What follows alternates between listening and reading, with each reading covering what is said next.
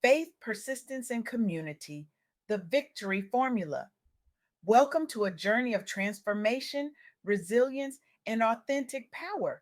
Today, I'm honored to share insights from my extraordinary conversation with Tybella Harrell, a visionary whose very existence challenges our conventional understanding of victory. Tybella isn't just changing the game, she's redefining the playing field entirely. Her revolutionary approach to faith centered excellence is creating ripples across industries, particularly for Black women navigating high pressure environments where authenticity is often sacrificed at the altar of acceptance. She stands as a beacon of possibility, proving that our deepest strength emerges not from conformity, but from the courage to bring our whole selves forward. Have you ever noticed our cultural obsession with overnight success stories? We're captivated by the highlight reels, the meteoric rises, the I woke up like this narratives that flood our social media feeds. These stories sell us a seductive but dangerous myth that victory is a moment, a destination, a finish line we cross once and celebrate forever. But what if I told you that real victory isn't a moment at all? It's a practice, a daily decision, a muscle you build through repetition, failure, and yes, faith. When I spoke with Tabella Harrell, she looked me straight in the eyes and said something that stopped me in my tracks. I am victorious. My life is living proof that through trials, tests, and adversity, faith in God's strength and grace makes all things possible. Those words land differently in a world constantly telling us, especially Black women, that we need to be perfect, polished, and perpetually strong, that we need to code switch, mask our authentic selves, and leave our faith at the door to succeed professionally. But what if that conventional wisdom is exactly backward? What if our authenticity isn't our liability, but our superpower? What if our faith isn't an obstacle to our success, but the very fuel that drives it? What if our community isn't a distraction from our goals, but the multiplier that accelerates them? Let's talk about faith first. Not as a passive concept, but as an active force that generates resilience and tangible results. I was profoundly moved by a story Tibella shared about a Black woman producer at ESPN. For years, this talented creative had been dimming her light code switching in meetings, hiding her authentic voice, compartmentalizing her faith from her professional identity. The result? Creative burnout, stalled ideas, a pervasive sense that she was always performing rather than creating. Then something shifted. A, a new manager, one who understood the power of authentic leadership, encouraged her to bring her full self into pitch rooms and leadership moments. Not just her professional expertise, but her voice, her style, her perspective, her faith, everything that made her uniquely herself. The transformation wasn't just remarkable, it was measurable. Her well being improved dramatically. Her creative output surged to unprecedented levels. The stories rooted in her lived experience, the ones she had previously been afraid to pitch, became some of the network's most compelling content. The moment she integrated faith, identity, and craft, her confidence and contributions multiplied exponentially. This wasn't coincidence. This wasn't correlation. This was causation. When we anchor our goals in unwavering faith and daily spiritual practice, we develop the resilience to rise after every fall. We find purpose in our pain. We see setbacks not as dead ends, but as detours guiding us toward greater wisdom. Faith gives us the courage to persist when logic says quit. And persistence, that's the second pillar of victory. We live in an instant gratification culture. We want overnight success, immediate results, instant transformation. We download apps promising six pack abs in 6 minutes. We follow influencers who promise $1 million businesses in 6 months. We want the crown without the cross, the testimony without the test, the victory without the battle. But real victory doesn't work that way. Real victory is built on consistent, imperfect action. It's showing up when you don't feel like it. It's taking one more step when your legs are trembling. It's trying again when failure still stings. Tybella highlighted another powerful example of community centered leadership that reframed Black excellence through vulnerability and authenticity. Traditional leadership norms, what some call armored leadership, emphasize emotional restraint and masking.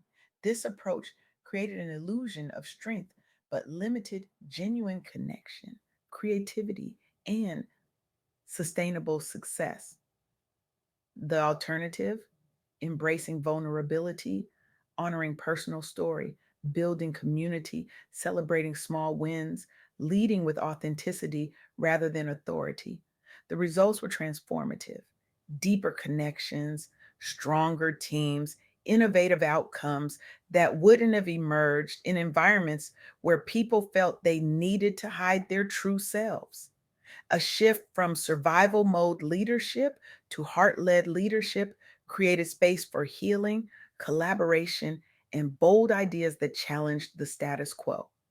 This approach to leadership validates what Tabella calls persistence over perfection. Expect setbacks. They're not failures, they're feedback. Use them as data. Listen, learn, adjust, and lead forward.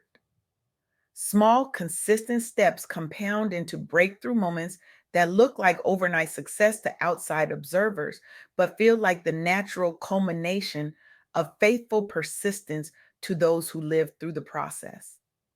As Tabella puts it, you can force fear out and walk boldly into your future in victory, not because fear disappears, but because your persistence becomes greater than your panic.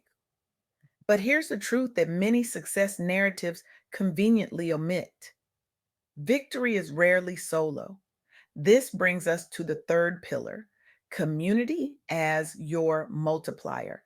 A fascinating insight from the Soft Girl Era podcast episode, Beyond the Degree: Holistic Success for Black Professionals, reveals something crucial. Persistent wage gaps and isolation for Black founders create unique challenges that can't be overcome through individual effort alone. Only a small percentage of founders are African American, heightening stress and underrepresentation in entrepreneurial spaces. The solution isn't working harder in isolation, it's connecting deeper in community, intentional peer networks, culturally attuned support, normalize conversations about mental health and resilience practices. These aren't nice to haves, they're essential infrastructure for sustainable success. The data speaks volumes.